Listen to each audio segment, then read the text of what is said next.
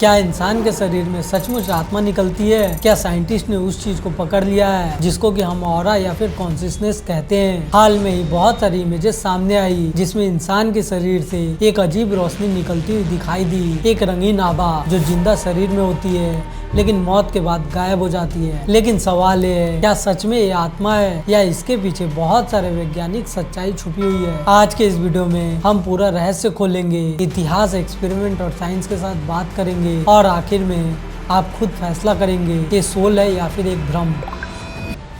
इस इमेज को आप बहुत ही ध्यान से देखो। एक इंसान की अलग अलग समय पे ली गई तस्वीर। ब्लू हिंसा नॉर्मल है लेकिन ग्रीन, येलो, रेड एरिया कुछ अलग कहानी बताती है, जैसे शरीर में कोई लाइट निकल रही हो। और ये कोई इंफ्रारेड नहीं है क्योंकि इंफ्रारेड बॉडी की हीट को दिखाती है जो कि मिड सेक्शन में होती है, लेकिन यहाँ पे चेहरा बहुत ही ज्यादा चमक रहा है। अब एक उदाहरण, जिंदा चूहा और मरा हुआ चूहा। जिंदा शरीर चमक रहा है, मरा हुआ शांत है और बहुत ही ज्यादा डार्क है। तो आखिर ये चमक क्या है जो जीवन के साथ आती है और मौत के साथ गायब हो जाती है? कहानी स्टार्ट होती है 1923 से। एक रशियन बायोलॉजिस्ट एलेक्जेंडर ग्रूविच एक सवाल पूछता है, एक सेल आखिर दो में कैसे बदल सकता है? उन्होंने प्याज की जड़ पे बहुत ही बड़ा एक्सपेरिमेंट किया और पाया कि एक सेल दूसरे सेल से कम्युनिकेशन कर रहा था, लेकिन केमिकल से नहीं बल्कि इनविजिबल रेडिएशन से। और उन्होंने इस चीज को नाम दिया मेटोजेनिक रेडिएशन एक्सपेरिमेंट। दो प्याज के बीच में ग्लास और इसका रिजल्ट, रिसीवर साइड में बहुत ही ज्यादा ग्रोथ, मतलब कुछ इनविजिबल सिग्नल ट्रेवल कर रहे थे। लेकिन इस पे बहुत ही ज्यादा बहस हुई। 500 प्लस साइंटिस्ट ने बहुत ही ज्यादा टेस्ट किया और बहुत ही एक्सपेरिमेंट किया। कुछ को रिजल्ट मिला,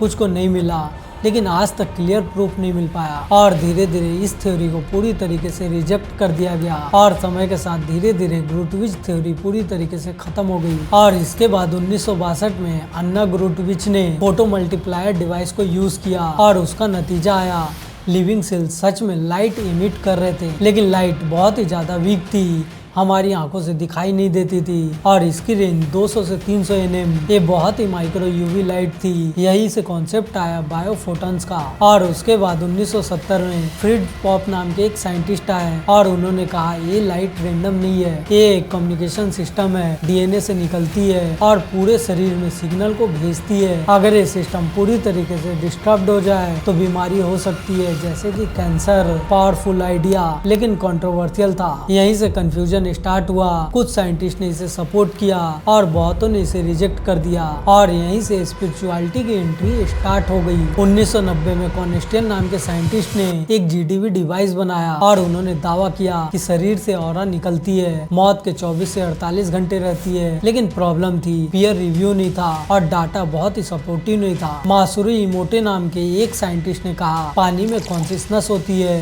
पॉजिटिव वर्ड, सुंदर क्रिस्टल, नेगेटिव वर्ड, खराब स्ट्रक्चर।